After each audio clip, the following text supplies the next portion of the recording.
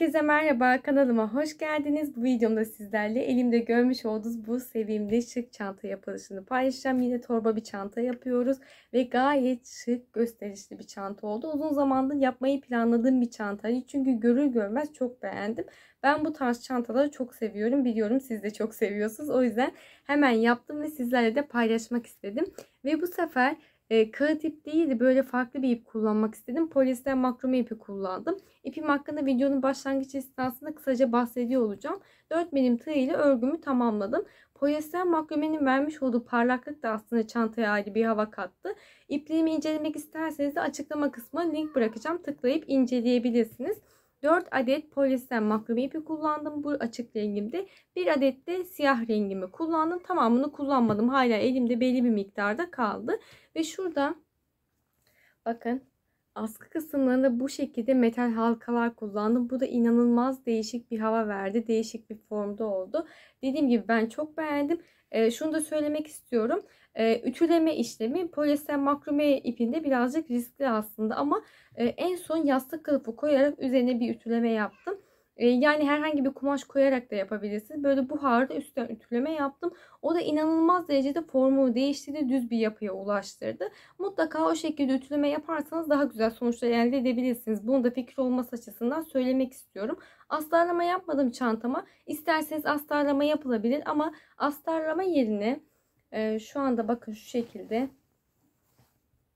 içerisinde bir tane kese kullanıyorum. Bence bu şekilde de gayet kullanışlı ve pratik oluyor. Ben genelde hani her çantamın içine de bunu alıp koyabiliyorum ya da her çantam içinde dikebiliyorum. O yüzden bu keseler gayet kullanışlı oldu. Siz de bu şekilde bir kese temin edip ya da dikerek kullanabilirsiniz. İsterseniz çantanızın etrafını astarlama da yapabilirsiniz. Esneme olmasın istiyorsanız. Benim 2 günümü aldı. Yani kısa sürede yapabileceğimiz bir model oldu. Ben çok beğendim. Umarım siz de beğenmişsinizdir. Videomu beğenmeyi ve kanalıma abone olmayı unutmayın lütfen. Düşünceleriniz benim için oldukça önemli. Yorum yaparsanız çok sevinirim. Instagram'da hala takip etmiyorsanız açıklama kısmına link bırakıyorum. Tıklayıp takip edebilir. Orada yaptıklarınızı beni etiketleyerek paylaşabilirsiniz. Şimdi beraber yapılışına geçelim.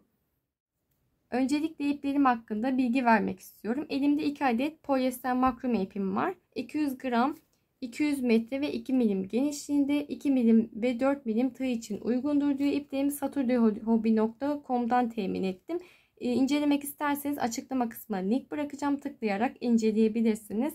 Ve bir tane de bu şekilde siyah var. Bu rengimden 4 adet kullanacağım. Siyahtan ise bir yumak yeterli olacaktır diye düşünüyorum. Yine 200 gram, 200 metre ve 2 milim kalınlığında ipim. 2 adet şu şekilde metal halkaya ihtiyacımız var. Bakın bu şekilde tak şıkar kullanışlı 2 adet metal halka kullanıyor olacağım ve ipime uygun 4 milim tığ ile örgümüzün başlangıcını yapacağız. İpimin ortasına tığımı yerleştirdim. Bir kez döndürdüm ve bir tane zincir çekerek başlangıcımı yaptım ve devam ediyorum. 2, 3, 4, 5, 6, 7, 8, 9, 10, 11, 12, 13, 14, 15 tane zincir çekiyoruz. 15. zinciri parmağımızda tutuyoruz. 1, 2, 3, 4, 5, 6 tane zincir çektim. Tığımızı ipimi bir kez aldım. 15. zincirimin içerisinden tığımı geçirdim. İpimi çekiyorum ve 2 seferde çekerek bir tane ikili trabzan yaptım ve bu şekilde ilk kafesimizi yapmış olduk. Bir tane zincir çektim. Tığım üzerine ipimi bir kez aldım. Bir tane zincir atlıyorum. Diğer zincirin içerisinden tığımı geçirdim. İpimi çektim ve bir tane ikili trabzan yaptım. Bir tane zincir çektim. Tığım üzerine ipimi bir kez aldım. Bir zincir atlıyorum. Diğer zincirden tığımı geçirdim. İpimi çekip bir tane ikili trabzan yapıyorum. Bir zincir çektim. Tığım üzerine ipimi bir kez aldım. Bir tane atlıyorum. Diğer zincirden tığımı geçirip ikili trabzanımı yapıyorum. Bir tane zincir çektim. Tığım üzerine ipimi bir kez aldım.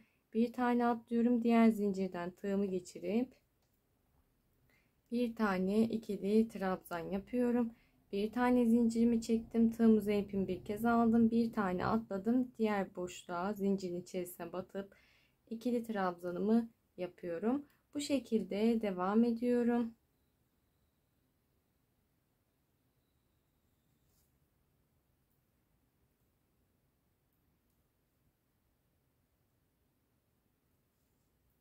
Şimdi bakın bu şekilde saydığımızda 1, 2, 3, 4, 5, 6, 7, 8 tane boşluğa ulaşmış olduk. Sondaki zincirimin içerisine batmıyorum. 8 tane boşluğa ulaştık.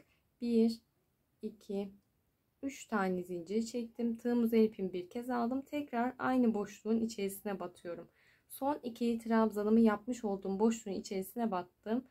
1, 2 seferle çekerek bir tane ikili trabzan yaptım. Devam ediyorum. Tekrar aynı boşluğa battım.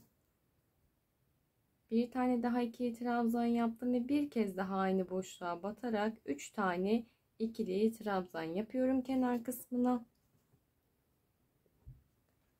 1, 2, 3 tane zincirimi çektim. Tığımızı ipimi bir kez aldım. Yine aynı boşluğa dönüyorum ve bir tane daha ikili trabzan yapıyorum. Bakın tam bu orta kenar kısmında 3 tane ikili trabzan, bir tane solda kafesimiz, bir tane solda kafesimiz oluyor. Ve bu şekilde sağ tarafa dönüşümüzü sağlamış olduk. Bir tane zincir çektim. Tığımızı ipimi bir kez aldım. Yandaki boşluğa atlıyorum. Yani diğer taraftaki karşılık gelen kısma batıyoruz ve bir tane ikili trabzan yapıyorum. Bir tane zincir çektim. Tığımızı ipimi bir kez aldım. Bir tane atlıyoruz. İkili trabzanın bulunduğu zincirin içerisine batıp bir tane daha ikili trabzan yapıyoruz. Sıra sonuna kadar aynı şekilde devam ediyorum. Şimdi bir tane zincirimi çektim. Tığımızın ipimi bir kez aldım. Son boşluğumun içerisine geldim. Tığımı geçirdim. İpimi çekip bir tane ikili trabzanımı yaptım. Bakın son boşluğumun içerisindeyim. 1, 2, 3 tane zincir çektim. Tığımızın ipimi bir kez aldım. Tekrardan aynı boşluğa dönüyorum. 1, 2 seferle çekerek bir tane ikili trabzan yaptım. Aynı boşluğa tekrar döndüm. 2 tane ikili trabzan yaptım. Şimdi burada 1, 2, 3. zincirimin içerisinden tığımı geçirdim. İpimi çektim ve ilmeğimi içerisinden geçirerek ilmek yürütme yaptım. Zincirle beraber 3 tane ikili trabzan yapmış olduk. Aynı diğer tarafta yaptığımız gibi. Bakın burada birinci boşluk kısmımız var. 3 tane ikili trabzan ve diğer boşluk kısmımız. Daha sonrasında boşluk kısmından tığımı geçirdim. İpimi çekip ilmeğimi içerisinden geçirerek bir kez ilmek yürütme yapıyorum ve orta boşluk kısmına gelmiş oldum. 1, 2, 3, 4, 5 tane zincir çektim. Tığımızı ipimi bir kez aldım. Tekrardan boşluk kısmına dönüyorum. Bir kez daha döndüm. 2 tane ikili trabzan yapıyorum. Bir tane zincir çektim. Tığımızı ipimi bir kez aldım. Hemen yandaki ikili trabzanın tepesinden tığımı geçirdim ve bir tane ikili trabzan yaptım. Bakın hemen yanındaki ikili trabzanın tepesine battım. Bir tane zincir çektim. Tığımızı ipimi bir kez aldım. Yandaki ikili trabzanın tepesine atlıyorum. Bir tane ikili trabzan yaptım. Bir zincir çektim. Tığımızı ipimi bir kez aldım. Yandaki ikili trabzanın tepesine atlayıp bir tane ikili trabzan yaptım.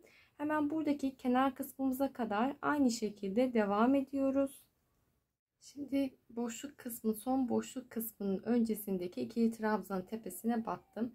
Bir tane zincir çektim. Tığımızı ipimi bir kez aldım. Tekrardan boşluk kısmının içerisine batıyorum. Burası kenar boşluk kısmımız. Bir tane ikili trabzan yaptım. Tekrardan aynı noktaya döndüm. Bir tane daha ikili trabzan yaparak iki tane ikili trabzan yapmış olduk. 1, 2 tane zincir çektim. Tığımızı ipimi bir kez aldım. Tekrar aynı boşluğa dönüyorum. Bir kez daha 2 tane ikili trabzan yaptım. Bir tane zincir çektim. Tığımızı ipimi bir kez aldım. Yandaki bakın bir tane ikili trabzan atlıyorum. İkinci ikili trabzanın tepesine, yani tam ortadaki ikili trabzanın tepesinden tığımı geçirdim. Bir tane ikili trabzan yapıyorum. Bir tane zincir çektim. Tığımızı ipimi bir kez aldım. Boşluk kısmına atlıyorum. Bir tane ikili trabzan yaptım. Tekrar battım. 2 tane ikili trabzan yapıyorum. 1, 2 tane zincir çektim. Tığımızı ipimi bir kez aldım. Tekrardan aynı boşluğa battım. Bir kez daha 2 tane ikili trabzan yapıyorum. Bir tane zincir çektim. Tığım üzeri ipimi bir kez aldım. Hemen yanındaki ikili trabzanın tepesine atlayıp bir tane ikili trabzan yaparak ilk boşluk kısmımı yapmış oldum. Bir tane zincir çektim. Tığım üzeri ipimi bir kez aldım. Yandaki ikili trabzanın tepesine atlayıp bir tane ikili trabzan yapıyorum. Bakın bu şekilde diğer tarafa dönüşümüzü sağladık. Kenar kısmına kadar yine aynı şekilde devam ediyorum. Kenar kısmına kadar ilerledim. Son ikili trabzanın tepesinde bir tane ikili trabzan yapıp bir tane zincirimi çektim. Tığım üzerine ipimi bir kez aldım. Kenar boşluk kısmının içerisine batıyorum. Bir. Tekrar aynı boşluğa döndüm. 2 tane ikili trabzan yaptım. 1 2 tane zincir çektim. Tığım üzerine ipimi bir kez aldım. Tekrardan aynı boşluğa dönüyorum. 1 2 tane ikili trabzan yapıyorum. Bir tane zincir çektim. Tığım üzerine ipimi bir kez aldım. Bir tane ikili trabzan atlıyorum. Ortadaki ikili trabzanın tepesinden tığımı geçirdim. İpimi çektim ve bir tane ikili trabzan yaptım. Bir tane zincir çekiyorum. Şimdi bakın burası bizim başlangıç noktamızdı. 5 tane zincir çekerek başlangıcımızı yapmıştık. Şurada bakın bir tane ilmek yürütmemiz var. Şöyle tığım üzerine ipimi bir kez aldım. İlmek yürütme yaptığım boşluktan bakın tığımı geçirdim. İpimi çekiyorum. 1-2 seferde çekerek bir tane ikili trabzan yaptım ve sayıyorum. 1 ikinci zincirimin pardon 1 2 üçüncü zincirimin içerisinden tığımı geçirdim. İpimi çektim ve ilmeğimi içerisinden geçirerek ilmek yürütme yaptım. Çünkü bu kenar kısmında her zamanki yaptığımız gibi 2 tane ikili trabzan, 2 zincir, 2 tane ikili trabzan yapmamız gerekiyordu. Bu şekilde bir tane ikili trabzan yapıp zincirle birleştirme yaptığımızda 2 tane ikili trabzan, 2 zincir, 2 tane ikili trabzan yapmış olduk. Aynı diğer kenar kısımlarında yaptığımız gibi. Daha sonra orta boşluk kısmından tığımı geçirdim. İpimi çekip başlangıcımı yapıyorum. 1 2 3 4 5 tane zincirimi çektim. Tığım üzerine ipimi bir kez aldım. Tekrar aynı boşluğun içerisine döndüm. Bir tane ikili trabzan yaptım. Tığım üzerine ipimi bir kez aldım. Tekrardan aynı boşluğa dönüyorum. 2 tane ikili trabzan yaptım. Bakın bu şekilde kenar kısmı başlangıcımızı yapıyoruz. Bir tane zincir çektim. Tığım üzerine ipimi bir kez aldım. Bir tane ikili trabzan atlıyorum. Yandaki ikili trabzanın tepesinden tığımı geçirdim. Bir tane ikili trabzan yaptım. Bakın ilk ikili trabzanın tepesine değil, bir sonraki ikinci ikili trabzanın tepesine atlayarak bir tane ikili trabzan yapıyoruz. Bir zincir çektim. Tığım üzerine ipimi bir kez aldım. Yandaki ikili trabzanın tepesine atlıyorum ve bir tane ikili trabzan yaptım.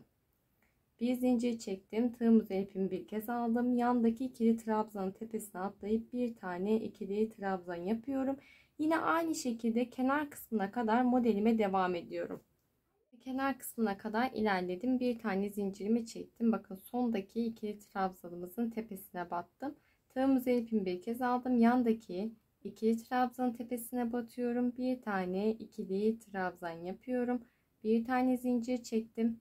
Tığım üzerine ipimi bir kez aldım. Buradaki ikili trabzan atlıyor. Boşluk kısmına batıyoruz. 1 2 tane ikili trabzan yaptım. 1 2 tane zincir çektim. Tığım üzerine ipimi bir kez aldım. Tekrardan boşluk kısmına dönüyorum. 1 2 tane ikili trabzan yapıyorum. Kenar kısmımızı bu şekilde yaptık. Bir tane zincir çektim. Tığım üzerine ipimi bir kez aldım. Bir tane ikili trabzan atlıyor. Diğer ikili trabzan tepesine batıp bir tane ikili trabzan yapıyorum. Bir zincir çektim. Tığım üzerine ipimi bir kez aldım. Yandaki bakın. Buradaki ikili trabzanın tepesine battık ki yandaki ikili trabzanın tepesine atlıyoruz. Ortadaki tek duran ikili trabzanın tepesine batıyorum. Bir tane zincir çektim. Tığım üzerine ipimi bir kez aldım. Yandaki ikili trabzanın tepesine atladım. 1 2 seferde çekerek bir tane ikili trabzan yaptım. Bir zincir çektim. Tığım üzerine ipimi bir kez aldım. Orta kenar boşluk kısmına atlıyorum. Bir tane ikili trabzan, tekrar aynı boşluğa döndüm. Bir tane daha ikili trabzan yaptım. 1 2 zincir çektim. Tığım üzerine ipimi bir kez aldım. Tekrar aynı boşluğa döndüm. 1 2 tane ikili trabzan yaptım. Bir zincir çektim. Tığım üzerine ipimi bir kez aldım. Hemen yanındaki birinci ikili trabzanı atlıyor. Yandaki ikinci ikili trabzanın tepesine batıyor ve bir tane ikili trabzan yapıyoruz. Bu şekilde dönüşümüzü sağlamış olduk. Bir zincir çektim. Tığımı üzerine ipimi bir kez aldım. Yandaki bakın şuradaki ikili trabzanın tepesine bir tane ikili trabzan yapıyorum. Bir zincir çektim. Yandaki ikili trabzanın tepesine atlayıp modelime aynı şekilde devam edeceğim. Öncelikle şu kısmı göstermek istiyorum tekrardan. Burada kenar kısmımı yaptım. Ortada bir alt sırada bir iki tane boşluğumuz vardı. Bir üst sırada 1, 2, 3, 4 tane boşluğa ulaşmış olduk. Yani artmış oldu. Daha sonra yine kenar kısmımızı yapıp modelimizi diğer kenar kısmına kadar devam ediyoruz. Şimdi kenar kısmımızın bir önceki ikili trabzanın tepesine ikili trabzanımı yaptım. Bir tane zincirimi çektim. Tığımı üzerine ipimi bir kez aldım. Hemen kenar kısmında yapmış olduğumuz iki tane ikili trabzan bulunuyor. Birinci ikili trabzanın tepesinden tığımı geçirdim ve bir tane ikili trabzan yaptım. Bir zincir çektim. Tığımı üzerine ipimi bir kez alıp tekrar kenar kısmına atlıyorum. Bir tane ikili trabzan, tekrar battım. İki tane ikili trabzan yaptım. Bir, iki zincir çektim. Tığım üzerine ipimi bir kez aldım. Tekrardan aynı boşluğa dönüp bir, iki tane ikili trabzan yaparak kenar kısmımı oluşturmuş oldum. Bir zincir çektim. Tığım üzerine ipimi bir kez aldım. Bir tane ikili trabzan atlıyor. İkinci ikili trabzan tepesinden tığımı geçirdim ve bir tane ikili trabzan yapıyorum. Bir zincir çektim. Tığım üzerine ipimi bir kez aldım. Yandaki ikili trabzanın tepesine atladım. Bir tane ikili trabzan yapıyorum. Bir zincir çektim. Tığım üzerine ipimi bir kez aldım. Yandaki ikili trabzanın tepesine atlayıp bir tane ikili trabzan yapıyorum. Bu bizim son ikili trabzanımız oldu. Bir tane zincir çektim. Tığım üzerine ipimi bir kez aldım. Burada bakın 5 zincir çekerek başladığım nokta, orta boşluk kısmına ilerleme yaparken bir tane ilmek yürütme yapmıştık ya. İlmek yürütme yaptığım noktadan tığımı geçirdim. İpimi çekip bir tane ikili trabzan yapıyorum. Daha sonrasında zincirimi sayıyorum. 1, 2, 3. Üçüncü zincirden tığımı geçirdim. İpimi çektim ve ilmeğimi içerisinden geçirerek ilmek yürütme yaptım. Burada kenar kısmımı yaparak sıramı tamamlamış oldum. Tekrardan saydığımda 1, 2, 3, 4 tane boşluğum var ve yine kenar kısmına ilerlemiş oldum. Şöyle bir kez daha ilerleme yapıyorum. Boşluktan tığımı geçirip ilmek yürütmemi yaptım. 1, 2, 3, 4, 5 tane zincir çektim. Tığım üzerine ipimi bir kez aldım. Tekrardan aynı boşluğa dönüyorum. Bir tane ikili trabzan, bir kez daha dönüp iki tane ikili trabzan yapıyorum. Bir tane zincir çektim. Tığım üzerine ipimi bir kez aldım. Şimdi altta kenar kısmı için yapmış olduğum iki tane ikili trabzan var. Bir tanesini atlıyorum. Diğer ikili trabzanın tepesine batıyorum ve bir tane ikili trabzan yapıyorum. Burada her seferinde bir tane bu şekilde arttırma yapmış oluyoruz. Bir üst sıraya geldiğimizde de bakın şuraya batmış olacağız. Şimdi bir tane zincir çektim. Tığım üzerine ipimi bir kez aldım. Yandaki ikili trabzanın tepesine atlayıp bir tane ikili trabzan yapıyorum. Devamında aynı şekilde ilerleyeceğim. Modelimiz bundan ibaret. Hep aynı şekilde ilerleyeceğiz. 10 sıra boyunca, şu an biz kaçıncı sıramızdayız? 1, 2, 3, 4. sıramızın başlangıcını yaptık. 10. sıramızda dahil tamamlayıp geliyorum. Şimdi ben belli bir süre ilerleme yaptım ama size az önce de söylediğim gibi 10 sıra boyunca bu şekilde düz bir şekilde arttırmalar yaparak devam ediyoruz. Ben modelimi yaptığım için sizler için yeniden bir başlangıç yaptım. O yüzden belli bir kısmına kadar ilerleme yaptım. Sonrasında üst kısma doğru nasıl bir dönüş sağlayacağımızı göstermek istiyorum. Yine şurada ilmek yürütmemi yaptım. Orta boşluk kısmına öncelikle zincirle 3. zincirden tığımı geçirdim. İpimi çekip ilmek yürütmemi yaptım. Bir kez de boşluk kısmına ilmek yürütme yapıyorum. Daha sonrasında 1, 2, 3, 4, 5 tane zincir çektim. Bakın tekrar söylemek istiyorum. 10 sıra boyunca arttırma yaparak ilerledikten sonra 5 tane zincirimi çektim. Tığım üzerine ipimi bir kez aldım. Tekrardan aynı boşluğun içerisine dönüyorum. Bir tane ikili trabzan yaptım. Tekrardan aynı boşluğa döndüm. Bir tane daha ikili trabzan yaparak iki tane ikili trabzan yaptım. Tığım üzerine ipimi bir kez aldım. Bir tane ikili trabzan atlayıp yandaki ikili trabzanın tepesine batıyor ve bir tane ikili trabzan yapıyorum. Bir zincir çektim, tığımızı ipimi bir kez aldım. Yandaki ikili trabzanın tepesine atlayıp bir tane ikili trabzan yapıyorum.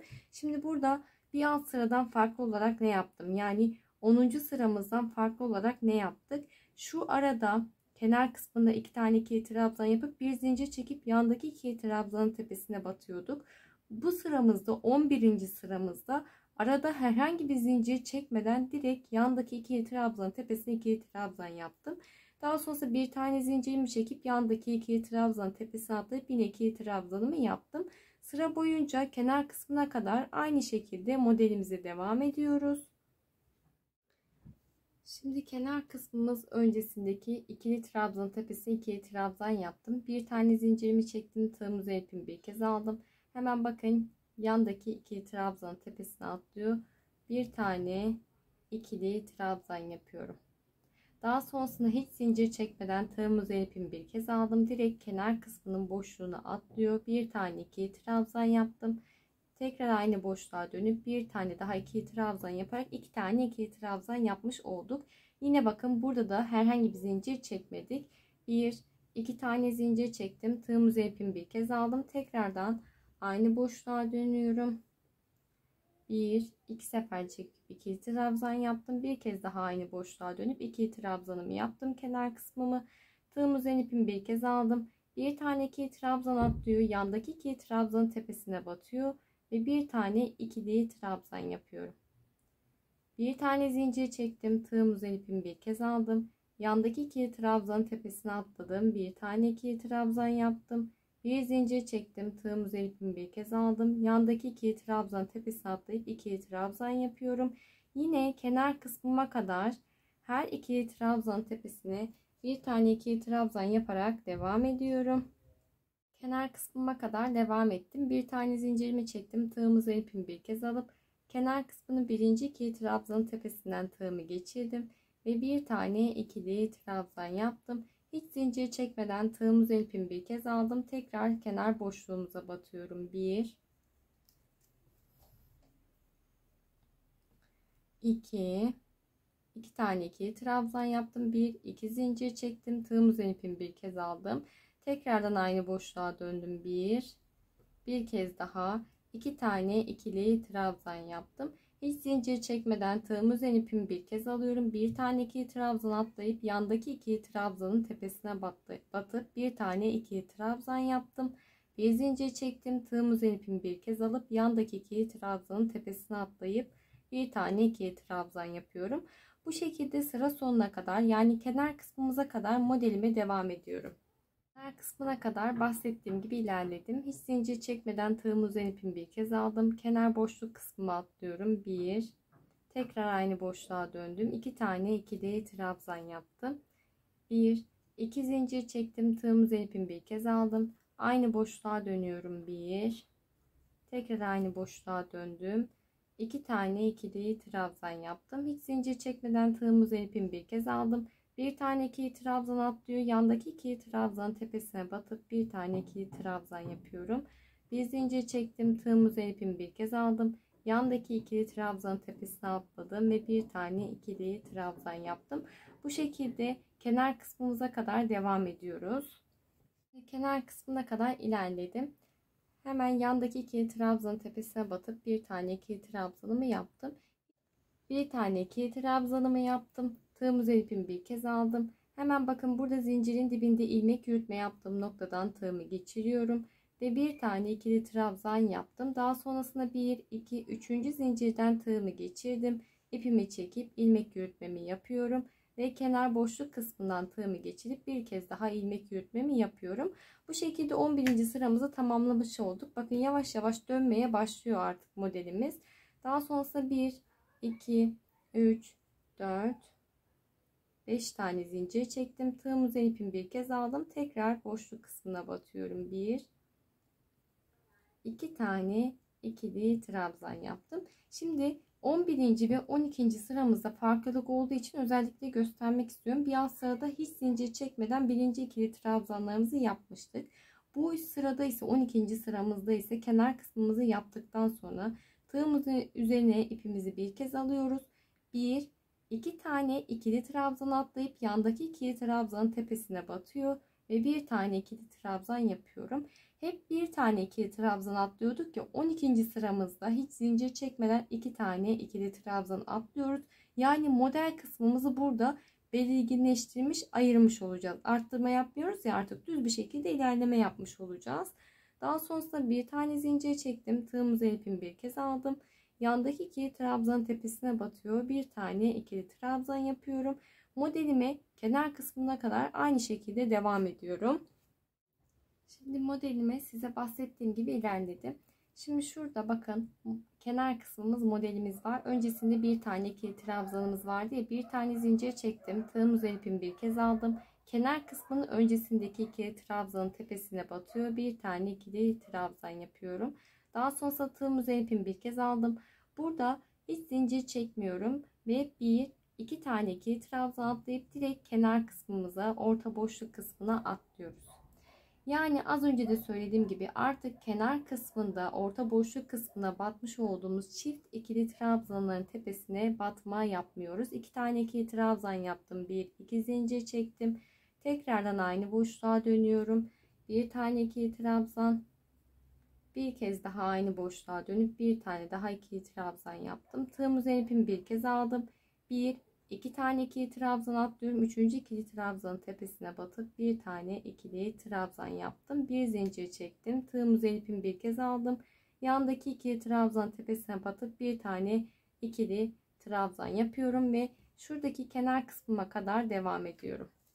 Tane zincirimi çektim. Tığımın ipimi bir kez aldım. Kenar kısmının öncesindeki ikili trabzanın tepesine bir tane ikili trabzan yapıyorum. Hiç zincir çekmeden tığımın ipimi bir kez aldım. Bakın burada orta kenar kısmı için bir iki tane ikili trabzanım var. Atlayıp orta kenar kısmıma batıyorum. Bir iki tane ikili trabzan yaptım. Bir iki zincir çektim. Tığımın ipimi bir kez aldım. Tekrardan boşluk kısmına batıyorum. Bir iki tane ikili trabzan yaptım. Hiç zincir çekmeden tığımın ipimi bir kez aldım. Bir iki tane ikili trabzan atlayıp üçüncü ikili trabzan tepesine batıp bir tane ikili trabzan yapıyorum. Bir zincir çektim. Tığımın ipimi bir kez aldım. Yandaki ikili trabzanın tepesine batıyor ve bir tane ikili trabzan yapıyorum. Yine aynı şekilde diğer kenar kısmına kadar modelimize devam ediyoruz. Tığımın ipimi bir kez aldım. Bakın kenar kısmının öncesindeki ikili trabzanın tepesine batmıştım. Son kez tığımın ipimi bir kez alıp direkt kenar kısmına atlıyorum. Bir iki tane ikili trabzan yaparak kenar kısmımızı yapmış olduk. Bir iki zincir çektim. Tığımın ipimi bir kez aldım. Tekrardan aynı boşluğa dönüyorum. Bir iki tane ikili trabzan yapıyorum. Tığımın ipimi bir kez aldım. Bir iki tane ikili trabzan atlayıp üçüncü ikili trabzanın tepesine batıp bir tane ikili trabzan yaptım. Bir zincir çektim. Tığımın ipimi bir kez aldım.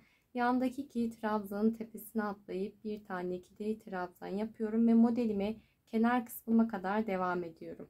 Bir tane zincirimi çektim. Tığımın ipimi bir kez aldım. Hemen bakın kenar kısmının öncesindeki ikili trabzanın tepesine batıp bir tane ikili trabzan yapıyorum. Daha sonra tığımın ipimi bir kez aldım. Hiç zincir çekmeden 5 zincir çekerek başladığımız noktanın dibindeki ilmek yürütme yaptığımız kısımdan tığımı geçirdim ve bir tane ikili trabzan yaptım.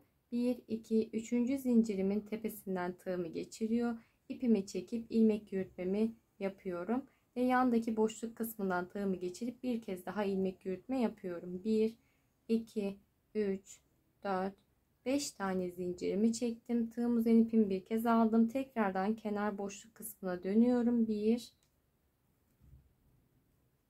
2 tane ikili trabzan yaptım ve bu şekilde başlangıcımızı yapmış olduk. 13. sıramızın başlangıcını yapmış olduk. Tığımın ipimi bir kez aldım. Ne yapıyorduk? Bir alt sıradakinin aynısını yapacağız. 1 2 tane ikili trabzan atlıyorum. 3. ikili trabzan tepesine batıp bir tane ikili trabzan yapıyorum. Bir zincir çektim. Tığımın ipimi bir kez aldım.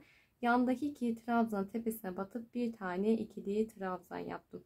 Bakın modelimiz yukarıya doğru bu şekilde dönmeye başladı. Şimdi modelimiz bundan ibaret. Ekstra farklı bir şey yapmıyoruz. Hep aynı şekilde ilerleyeceğiz. Artık hani detaylı bir şekilde anlatabildiğimi düşünüyorum. Yine takıldığınız bir nokta olursa bana yazabilirsiniz. Hep aynı şekilde devam edeceğim. Ta ki çantanızın uzunluğunu ne kadar istiyorsanız o şekilde devam edip geliyorum. Şimdi ben tabandan itibaren saydığımızda 29 sıra boyunca giderek tamamlıyorum. Benim için yeterli bir uzunlukta oldu. Bakın son ikili trabzanımın tepesine ikili trabzanımı yaptım. Hiç zincir çekmiyorum. Tığım üzerine ipimi bir kez aldım. Her zamanki yaptığımız gibi zincirin dibinde ilmek yürütme yaptığımız nokta vardı ya. İlmek yürütme yaptığım kısımdan tığımı geçirdim. İpimi çekiyorum ve bir iki seferde çekerek ikili trabzanımı yaptım. Burada 1 2 3. zincirim içerisinden tığımı geçiriyorum. İpimi çektim. İlmeğimi içerisinden geçirerek ilmek yürütmemi yaptım ve sıramı tamamladım. Şimdi şu şekilde 1 2 tane zincirimi çekip ipimi kesiyorum. Daha sonra iç kısmında yürütme yapacağız. Dediğim gibi 29 sıra boyunca yaptım. Ama sizlere fikir olması açısından şu şekilde katlayıp bir ölçü vermek istiyorum. Şöyle bakın, tamamen katladığımda şöyle ölçtüğümde 33 santim uzunluğunda olmuş oldu. Genişlik ölçümüz ise bakın bu katlanmış şekilde 45 santim genişliğinde çantamızın ölçüleri. Şimdi bu şekilde tamamladıktan sonra şöyle düzelteyim. Ben bakın bu kısımlara ilmek belirleyiciler taktım. Şuradaki modelimiz ve şurada modelimiz var. Orta kısmında saydığımda 1, 2, 3, 4, 5, 6, 7, 8, 9, 10, 11, 12, 13, 14, 15, 16, 17, 18, 19, 20, 21, 22, 23, 24, 25, 26, 27, 28. 28 tane kafes boşluk kısmımız var. Bakın başlangıçtan son boşluğumuza kadar saydığımızda 28 tane boşluğumuz var. O yüzden bir ayrım yapmam gerekiyordu. Buradan saydığımda 1, 2, 3, 4, 5, 6, 7, 8, 9, 10. 10 tane boşluk sağ tarafta, 10 tane boşluk sol tarafta bıraktım. Bakın 10 burası. 10. boşluğumun hemen yanındaki ikili trabzana bu şekilde bir tane ilmek belirleyici taktım. Sol taraf için de geçerli. 10 tane boşluk sayıyoruz. 10. boşluğumun hemen yanındaki ikili trabzana bir tane bu şekilde ilmek belirleyici takıyorum. Ortada saydığımda ise 1, 2, 3, 4, 5, 6, 7, 8 tane kafes kalmış oluyor. Daha sonrasında modelimizin hemen bakın buradaki modelimin diğer tarafını çevirdiğimde şöyle kenar kısmı diyeceğim. Kenar kısmını çevirdiğimizde sayıyoruz. 1, 2, 3, 4, 5, 6, 7, 8, 9, 10, 11, 12, 13, 14, 15, 16, 17, 18, 19, 20. 20 adet kafesimiz var. Ve tam orta kısmı 1, 2, 3, 4, 5, 6, 7, 8, 9, 10. 10. boşluk sağ tarafta. 10 boşluk sol tarafta ayırdığımızda ortadaki ikili trabzana bu şekilde ilmek belirleyicimi taktım. Devamında yine aynı şekilde bu tarafta gövde kısmında da yine aynı şekilde sayıyoruz. Ortada 8 tane kafesimiz kalıyor. Diğer kenar kısmımız için de aynı. Ve bu şekilde ilmek belirleyicilerimizi takıyoruz. Daha sonrasında ipimin ortasına tığımı yerleştirdim. Bir tane zincir çekerek başlangıcımı yapıyorum. Burası bizim, bakın şurada ipimi kesmiştim ya. Ön gövde kısmımız, kenar kısmımız da var. Buradan şu kenar kısmımızdaki ilmek belirleyicinin olduğu kısma kadar bir başlangıç yapacağım. Şimdi şurada ilmek belirleyicimin olduğu ikili trabzanın tepesinden tığımı geçirdim. İlmeği tığıma takıyorum. İçerisinden ilmeğimi çektim.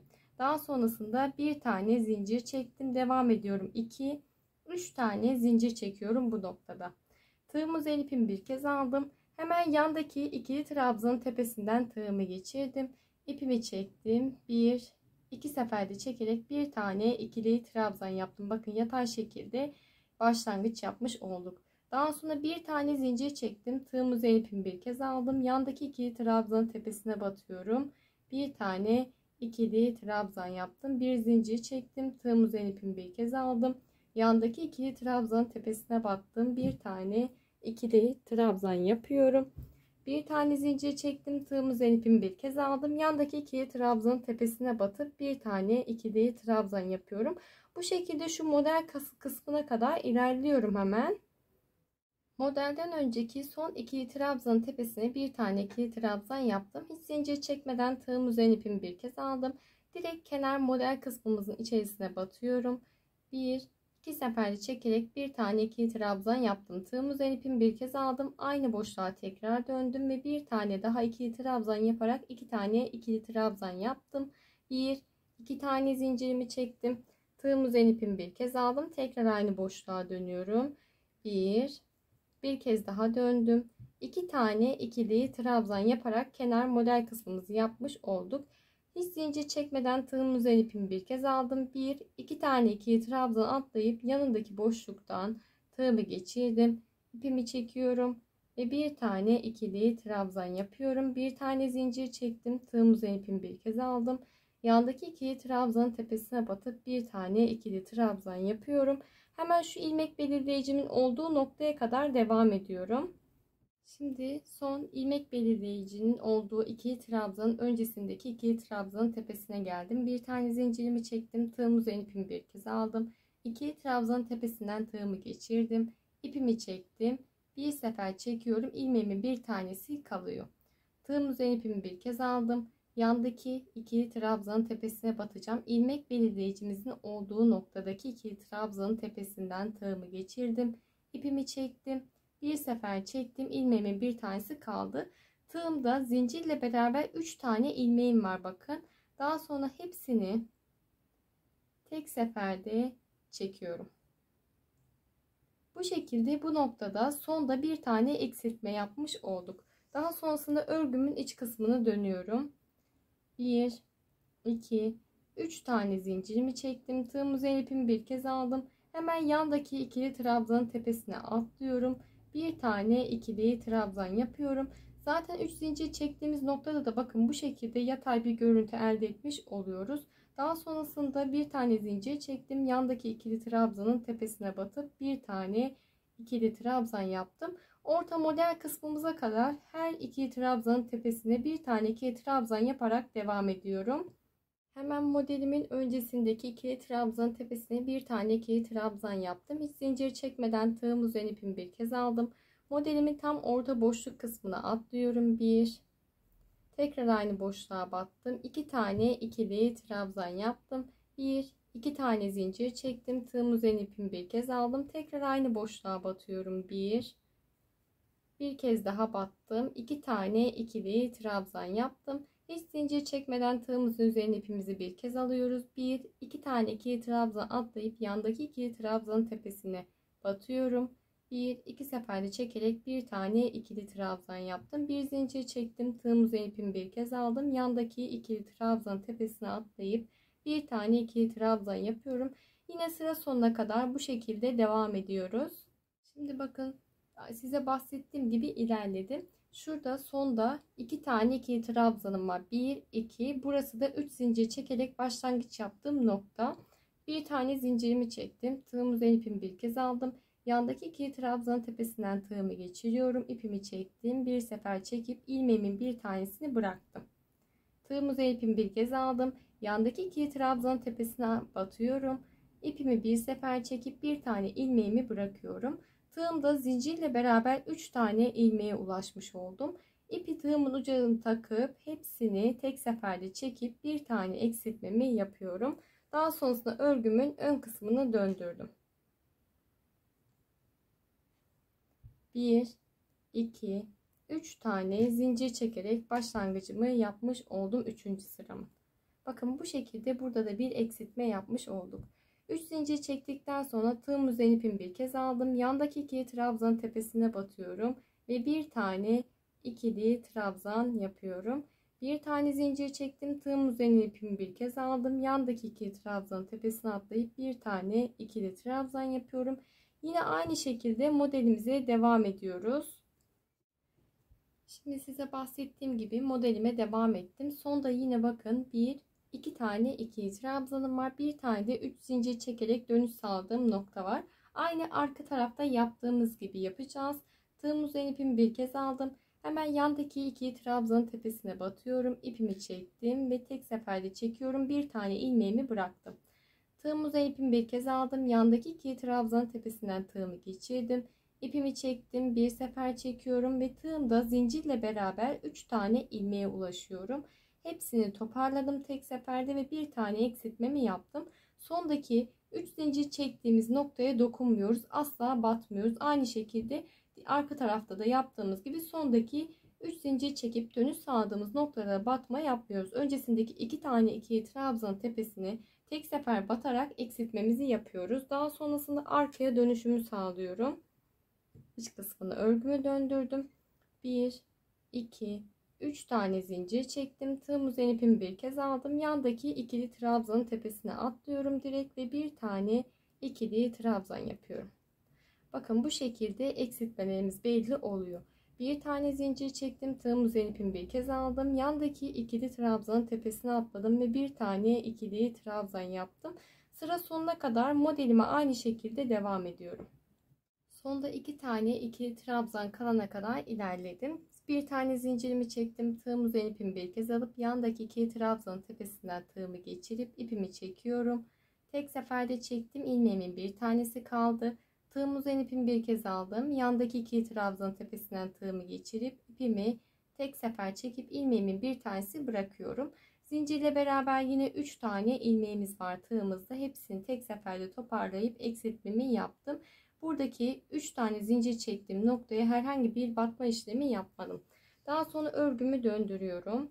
Ön kısmındayız şu anda. 1, 2, 3 tane zincir çekerek başlangıcımı yaptım. Tığım üzerine ipimi bir kez aldım. Yandaki ikili trabzanın tepesine batıyorum ve bir tane ikili trabzan yaparak bir sıranın başlangıcını yapmış olduk.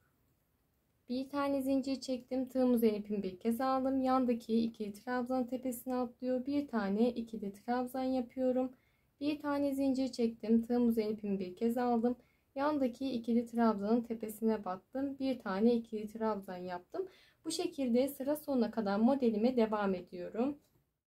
Sonda 2 tane ikili trabzan kalana kadar modelime devam ettim. Bir tane zincirimi çekmiştim. Tığım üzerine ipimi bir kez aldım. Yandaki ikili trabzanın tepesinden tığımı geçirdim.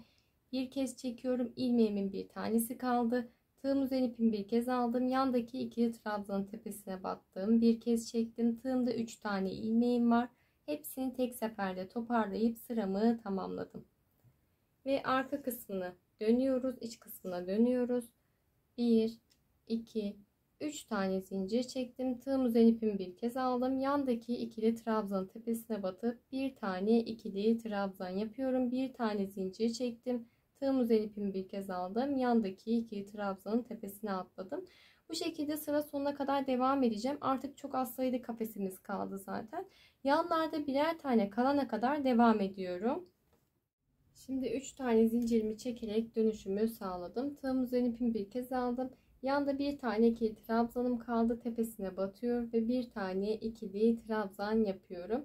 Tığım üzerine ipimi bir kez aldım. Yandaki boşluğa tam modelimizin orta kısmına battım. 1, 2 tane ikili trabzan yapıyorum. 1, 2 tane zincir çektim. Tığım üzerine ipimi bir kez aldım. Tekrardan aynı boşluğa döndüm. 1, 2 tane ikili trabzan yaptım. Tığım üzerine ipimi bir kez aldım. 1, 2 tane ikili trabzan atlayıp yandaki ikili trabzanın tepesine batıyoruz. Bir kez çektim. İlmeğimin bir tanesi kaldı. Tığım üzerine ipimi bir kez aldım. Yandaki ikili trabzanın tepesine atladım ve bir kez çektim. Tığımda 3 tane ilmeğim olunca hepsini tek seferde toparladım. Burada son 3 zincir çekerek dönüş sağladığım nokta var. Ve bu şekilde sıramı tamamlamış oldum. Arka kısmını döndürüyorum şimdi. 1, 2, 3 tane zincir çektim. Tığım üzerine ipimi bir kez aldım. Şimdi yanda batacak ikili trabzan kalmadığı için direkt modelimizin orta kısmına batıyoruz. 1, 2 seferde çekip ikili trabzanımızı yapıyoruz. Bakın bu şekilde. Tığım üzerine ipimi bir kez aldım. Aynı boşluğa dönüyorum. Bir tane daha ikili trabzan yaptım. 1, 2 zincir çektim. Tekrar aynı noktaya dönüyorum. 2 tane ikili trabzan yaptım. Tığım üzerine ipimi bir kez aldım. 1, 2 tane ikili trabzan atlıyorum. Yandaki ikili trabzanın tepesine battım ve bir tane ikili trabzan yaptım. Sıramızı tamamlamış olduk. Bakın bu şekilde bir tane burada boşluğum ve bir tane burada boşluğum oluşmuş oldu. 1, 2, 3 tane zincir çekerek başlangıç yaptım. Tığım üzerine ipimi bir kez aldım. Orta kenar kısmımıza, modelimizin tam ortasına batıyorum. 1 2 tane ikili trabzan yaptım. 1 2 zincir çektim. Tığım üzerine ipimi bir kez aldım. Tekrar aynı boşluğa battım. 1 2 tane ikili trabzan yaptım. Tığım üzerine ipimi bir kez aldım. Şimdi burada bakın 2 tane ikili trabzanım var. Bir de 3 zincir çekerek dönüş sağladığım nokta var. 3 zincir çekerek dönüş sağladığım noktanın tam tepe kısmındaki zincirime batıp bir tane ikili trabzan yapıyorum. Daha sonra örgümün iç kısmını döndürdüm. 1 2 3 tane zincir çektim. Tığım üzerine ipimi bir kez aldım. Tekrar boşluk kısmına atlıyorum. 1 2 tane ikili trabzan yapıyorum. 1 2 zincir çektim. Tığım üzerine ipimi bir kez aldım. Tekrar aynı boşluğa döndük. 1 2 tane ikili trabzan yapıyorum. Tığım üzerine ipimi bir kez aldım. 1 2 tane ikili trabzan atladım. Yandaki 3 zincir çekerek dönüş sağladığım noktadan tığımı geçiriyorum. İpimi çektim ve bir tane ikili trabzan yaptım. Bakın bu şekilde 1 2 3 kez yapmış olduk. Şimdi bir kez daha yapacağım. 1 2 3 tane zincir çekip tığım üzerine ipimi bir kez aldım. Boşluk kısmına atlıyorum. Bir tane ikili trabzan yaptım. Tekrar aynı boşluğa battım. 2 tane ikili trabzan yapıyorum. 1 2 zincir çektim. Tığım üzerine ipimi bir kez aldım. Tekrar aynı boşluğa batıyorum. 1 2 tane ikili trabzan yaptım. Tığım üzerine ipimi bir kez aldım. 1 2 tane ikili trabzan atlıyorum. 3. zincirimin tepesinden tığımı geçirdim. İpimi çektim. 2 seferde çekip ikili trabzanımı yapıp sıramı tamamlıyorum. Bu şekilde 4 tane yapmış olduk.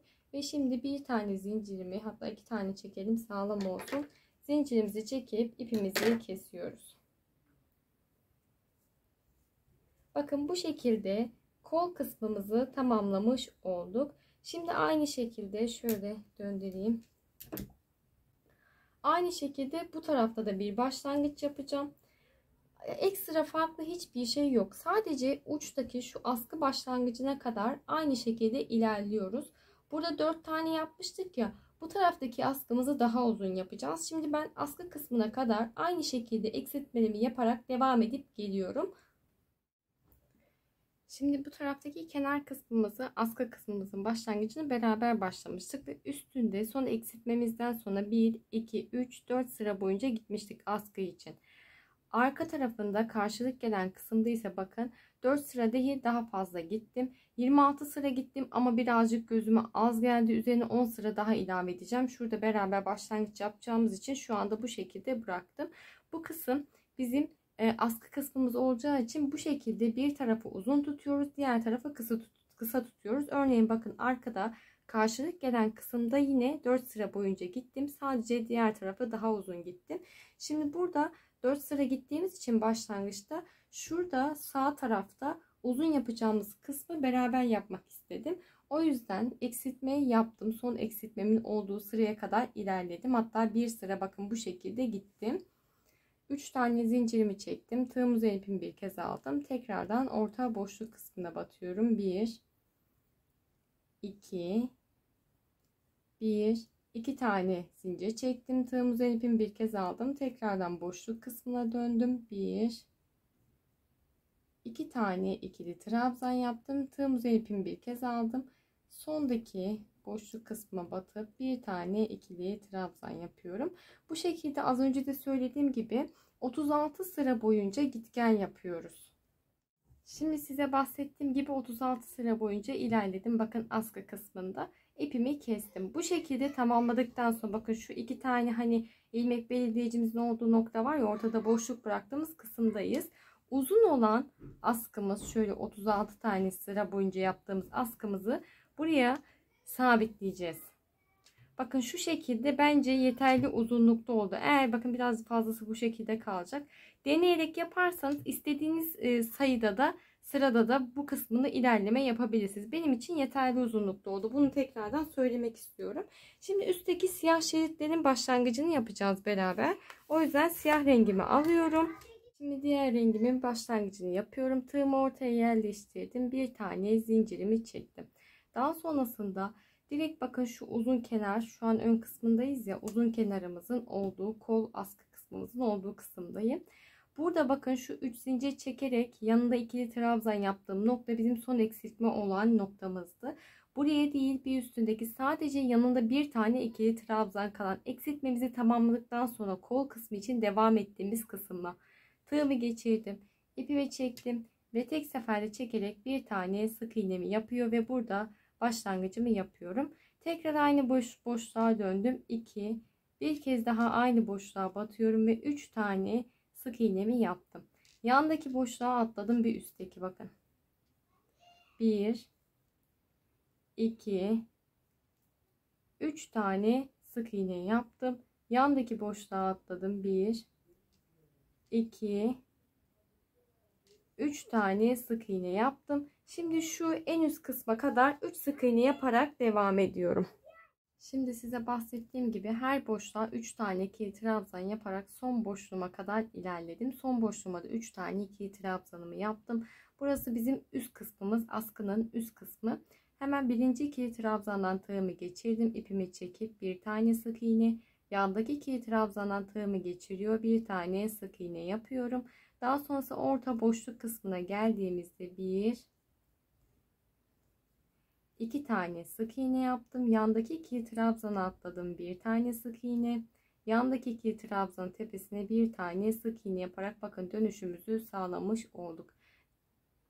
Hemen yandaki boşluktan tığımı geçirdim. İpimi çekip bir tane sık iğnemi yaptım. Tekrar aynı boşluğa döndüm. 2, bir kez daha 3 tane sık iğnemi yaptım. Bakın bu şekilde dönüşümüzü sağladık. Devamında yine şuradaki kısma kadar her boşluğa 3 tane sık iğne yaparak devam ediyorum. Şimdi aynı şekilde her boşluğa 3 tane ikili trabzan yaparak sıramı tamamladım. Bakın başlangıcımın olduğu sıradayım. Bir alt sıramızda son eksiltmemizi yaptığımız noktamız var. Burada şu şekilde ilerleyeceğiz. Alttaki taban kısmına kadar, hani taban kısmında eksiltmelere başlamıştık ya, yani arttırmayı bıraktığımız sıraya kadar, sanırım 12. sıramız olacak, tam emin değilim. O sıraya kadar hep aynı şekilde ilerleme yapacağız modelimize. Şimdi bakın burada ortada modelimiz var ya, yanındaki tek ikili trabzanlar var. Bakın şu şekilde şerit halinde tek ikili trabzanlar var. Şimdi şöyle kıvırıyorum. Hemen modelin yanı, zaten burası son eksiltme yaptığım nokta. Birinci ikili trabzana şöyle tığımı geçirdim. İpimi çektim ve 1, 2 tane sık iğnemi yaptım bu noktaya. Yandaki, bir alttaki daha doğrusu sıraya atlıyorum. 2 trabzan atlıyorum. 2 tane sık iğnemi yaptım. Alttaki ikili trabzanı atladım. 1, 2 tane sık iğnemi yapıyorum. Hemen alttaki ikili trabzanı atladım. 1, 2 tane sık iğnemi yaptım. Bakın şu şekilde artık çantamızın gövde kısmına doğru ilerliyoruz. Hemen bakın bir alttaki ikili trabzana batıyorum. Sık iğnemi yapıyorum. Hemen bir alttakine atlıyorum. Sık iğnemi yapıyorum. Zaten çok belli, aklınızı karıştıran herhangi bir kısım yok. Belki şu alt kısmı birazcık aklınızı karıştırabilir. O kısmı da ayrıntılı bir şekilde elimden geldiğince göstereceğim taban kısmı için. Diğer türlü hemen modelimizin yanındaki ikili trabzanlar belli zaten. Şerit halinde her ikili trabzan içine 2 tane sık iğne yaparak devam ediyorum. Şimdi bakın size bahsettiğim gibi şerit halinde ilerledim. Buraya geldiğimizde şu an tabandan saydığımda 10. sıramdayım. Buraya geldiğimizde hani arada birer tane zincir çekerek, hani modelimizin üst kısmına batmıştık ya, bakın. Direkt burada 2 tane ikili trabzanın tepesine battığımız noktaya kadar, yani geldiğimizde arttırma yaptığımız noktaya kadar. Yine aynı şekilde modelimizi aradan kurtarmamız gerekiyor. Çünkü model buradan itibaren devam ediyor ya, bu ortadaki 3 ikili trabzan yapıp 2 zincir çekip 3 ikili trabzan yaptığımız noktayı her zaman ortada bırakacağız. Bu şeridin ortasında bırakacağız. Ve devamındaki ikili trabzanın, 2 tane ikili trabzanın yanındaki yatay olan ikili trabzanların içerisinden tığımı geçiriyorum. İpimi çektim ve 2 tane sık iğnemi yaptım. Bakın bu şekilde. Yani burada aklınızı karıştıracak hiçbir şey yok. Hemen ortadaki model kısmımızın son 2 tane ikili trabzanımızın yanında bir zincir çekip battığımız ikili trabzana bu şekilde siyah 2 tane sık iğne yapıyoruz. Yine altında devamında takip eden noktaya da 2 tane sık iğne yapıyoruz. Hep dediğim gibi siz modeli ortada bırakmaya çalışın. O şekilde ilerlerseniz aklınızda herhangi bir soru işareti kalmayacak. Şimdi alttaki ikili trabzanı atladım. 2 tane sık iğnemi yaptım. Hemen bir alttakini atlıyorum. 1 2 tane 2 tane sık iğnemi yaptım. Bir alttaki ikili trabzanı atladım. 2 tane sık iğne. Bir alttakini atlıyorum. Bakın hep modelim orta kısmında kalıyor şerit halinde. Daha sonra çünkü yan tarafa da yaptığımızda tam ortada kalmış olacak. Alta atladım. 2 tane sık iğnemi yaptım. Şimdi bir kez daha alta atlıyorum. Burası bizim zaten modelimizin ilk başlangıç noktası. Son 2 tane sık iğnemi yaptım. Şimdi şurası birinci sıramızda, ikinci sıramıza kadar ilerlemiş oldum. İkinci sıramızda modelimizi kurmaya başlamıştık hatırlarsanız. İkinci sırama kadar, tabandan ikinci sırama kadar şeridime devam ettim. Bakın bu şekilde. Kol kısmından başlayıp tabana kadar devam ettim. Şimdi şöyle taban kısmını düzeltiyorum. Bakın burada hiç ipimizi kesmeden, hatta şu son şurayı bırakıyorum. Çünkü dönmemde sıkıntı olacak diğer türlü. Sonda bakın bir tane modelimi bıraktım. Yani kaçıncı sıramda? İkinci sırama batmıyorum. Üçüncü sıramda bıraktım. Çünkü ikinci sıramın tepesindeki hemen şöyle yatay halindeki boşluğa batıp 2 tane sık iğnemi yaptım. Yani buradan şerit halinde ikinci sıramdan diğer modelime, diğer askı kısmıma bir geçiş sağlayacağım. O yüzden ikinci sırama batmıyorum. İkinci sıramın üstündeki boşluğa batıyorum. Hemen yanındaki boşluğa atladım. 2 tane sık iğne. Yandaki boşluğa atladım. 2 tane sık iğne yaptım. Devam ediyorum. Yandaki geçiremedim tığımı, boşluğa atladım. 2 tane sık iğne. Yandaki boşluğa atladım. 2 tane sık iğne yaptım. Yandaki boşluğa atlıyorum. 2 tane sık iğne yaptım. Yandaki boşluğa geldim. 2 tane sık iğne yaptım. Yandaki boşluğa geliyorum. 2 tane sık iğne yapıyorum. Bakıyorum modelime bir kez daha gideceğim. 2 tane sık iğnemi yaptım. Son değil, hatta doğru. Bu kadar ilerlemiş olduk. Şimdi şu şekilde düzelteyim tekrar. Bakın burada modelimden önceki ikili trabzana kadar her boşluğa 2 tane sık iğne yaptım. Şuradan gelmişti ki yatay bir şekilde ilerledik diğer askı kısmına kadar. Bu yanındaki ikili trabzanı bıraktım. Çünkü tekrar oradan askı kısmına doğru dönüş yapacağım. Hemen modelin yanındaki ikili trabzana 2 tane sık iğne yaparak şu şekilde üste doğru bir dönüş sağladım. Daha sonra bakın buradaki ikili trabzanımızın üstüne değil, model kısmımızın yanındaki ikili trabzandan şöyle tığımı alttan geçiriyorum. 2 tane sık iğnemi yaptım. Tekrardan burada yatay olarak ilerliyoruz. Çünkü modelimizi şu şekilde yatay olarak ilerliyor. Hemen yandaki ikili trabzanı atladım. 2 tane sık iğne yaptım. Bakın şu şekilde bir göstermek istiyorum. Düzelttiğimde buradan geldik, bu şekilde ilerledik, yine yukarıya doğru ilerliyoruz. Modelin yanındaki ikili trabzana 2 tane sık iğne yaparak şuradaki askı kısmıma kadar devam ediyorum. Şimdi bakın askı kısmıma kadar ilerledim. Son eksiltmemi yaptığım noktadaki ikili trabzana da 2 tane sık iğnemi yaptım. Bakın 3 zincir çektim, nokta burada. Şimdi son askı kısmımızdayız. Yandaki ikili trabzana atladım. 2 3 tane sık iğne yaptım. Şimdi aradaki şeritlerimize 2 tane sık iğne yapıyoruz. Üstteki askı kısmımızda ise 3 tane sık iğne yapıyoruz. Bu noktaya atlamayalım lütfen. 2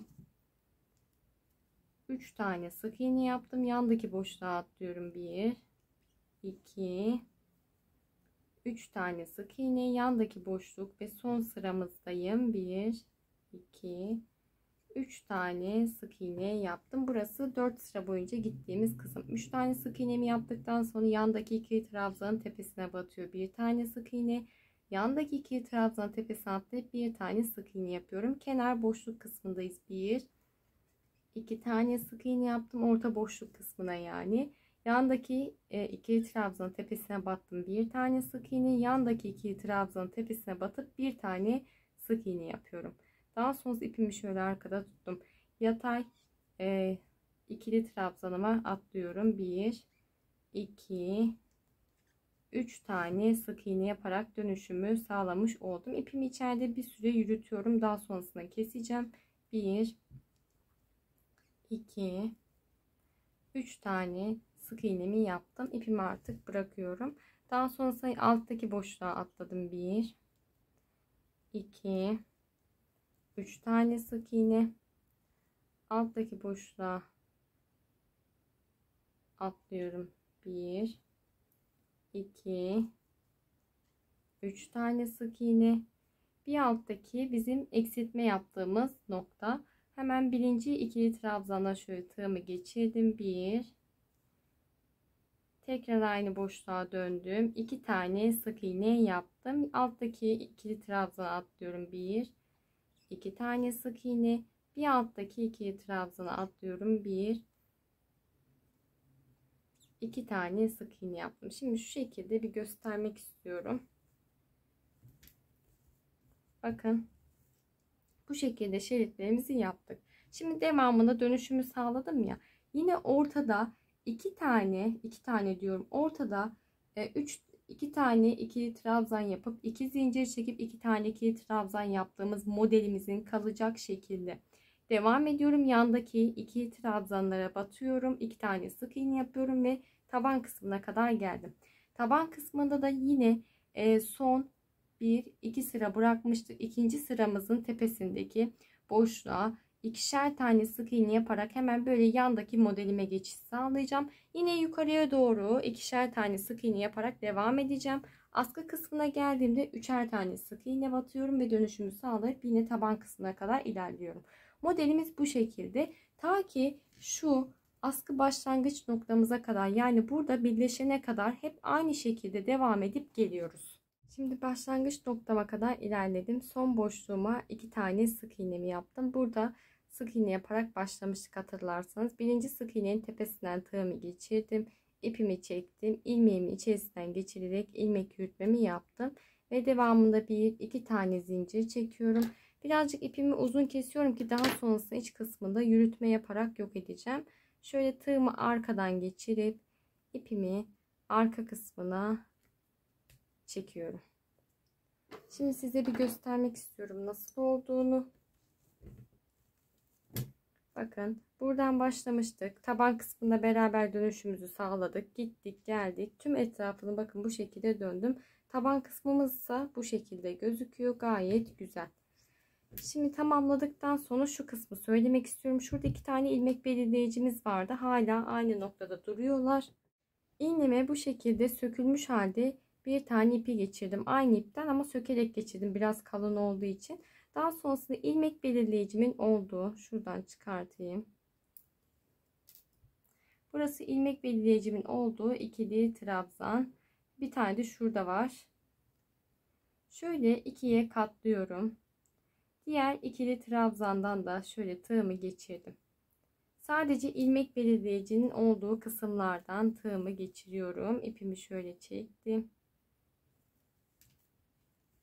İç kısmına döndüm. Tekrardan karşılıklı aynı noktadan bir kez daha geçiriyorum. Sağlam olması için. Bir kez daha geçireceğim. Bakın bu şekilde arka kısmında aynı noktadan birkaç kez iğnemi geçirip sabitledim. Bu şekilde birazcık büzüştürmüş olduk. Bakın bu kısımda bir çukur oluşturduk. Şimdi arka kısmında Şöyle iç kısmını döndürüp göstermek istiyorum. Şimdi iç kısmında bu kıvırdığım kısmı şu şekilde düzeltiyorum.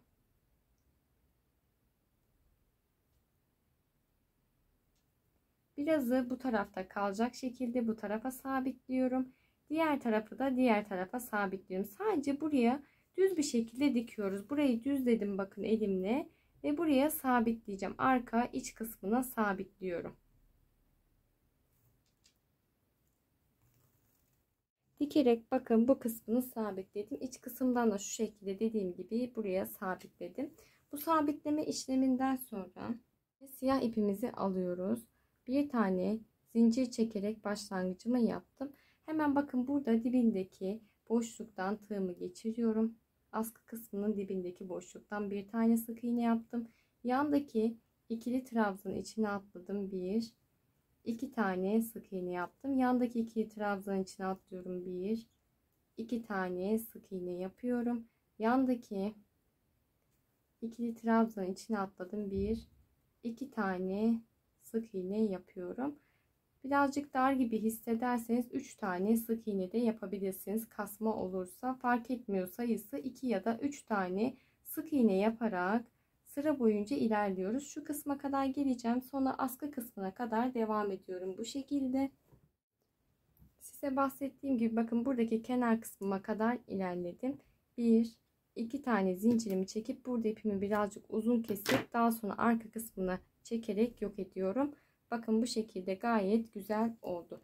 Daha sonrasında yine aynı şekilde şu kısmını ve arka kısmını yapacağız. Her tarafı bu şekilde aynı şekilde başlangıç yapacağımız için videom yeteri kadar uzun oldu. Tekrar göstermek istemiyorum. Şimdi sıra geldi çantamızın askı kısmını tamamlamaya. Bu şekilde halkalar var diye başlangıçta söylemiştim. Halkayı takacağız. Şu şekilde yapacağım. Çantanın belli bir kısmını, burasını hani uzun örmüştük ya. 1, 2, 3, 4, 5, 6, 7, 8, 9. 9. boşluğumdan şu şekilde yapıyorum. Açıyoruz halkamızı ve 9. boşluğumdan geçirerek başlıyorum. Bir tanesini geçirdim bakın. Devamında çünkü buradaki ilk bölümden şuradaki boşluktan da halkadan şöyle geçiriyorum. Yandan geçirdim. Bakın şu şekilde geçirdim. Hemen daha sonra ön kısmından da geçiriyorum. Bakın bu şekilde. Ama bu şekilde bırakmıyoruz tabii ki. 2 tane alta iniyorum. Bir tane boşluk bırakıp diğer boşluğun içerisinden böyle, hatta 2 tane küçük gelebilir. 2 tane ortada bıraktım. 3. boşluktan geçiriyorum halkamı. Hemen yine yanındaki boşluktan geçirdim ve bu şekilde bakın buraya sabitledim. Arada 2 tane boşluk, 2 tane model atlamış olduk ve halkamı buraya bu şekilde taktım. Arkadan da görüntüsü bakın bu şekilde. Askı kısmımızı sabitlemiş olduk. Bakın gayet güzel oldu. Sadece bu kadar. Diğer askımızı da bu şekilde yapıyoruz. Ekstra farklı bir şey yok. 4 tane ana rengimde 4 yumağın tamamını kullandım. Bunu söylemek istiyorum. Siyah renkte ise bir yumağın tamamını kullanmadım. Hala elimde bakın bu kadar ipim kaldı. Gayet güzel ve kullanışlı bir çanta oldu. Astarlama yapmayacağım. İçerisine bir tane kese kullanacağım. Şu şekilde elimde olan bir keseyi içerisine yerleştirme yaparak kullanacağım. Siz de elinizde olan bir keseyi kullanabilirsiniz. Astarlama yapmak isterseniz de çantanın formunda keserek, İşte dikerek sabitleme yapabilirsiniz. Videomu beğenmeyi, kanalıma abone olmayı ve yorum yapmayı unutmayın lütfen. Bir sonraki videoda görüşmek üzere. Hoşça kalın.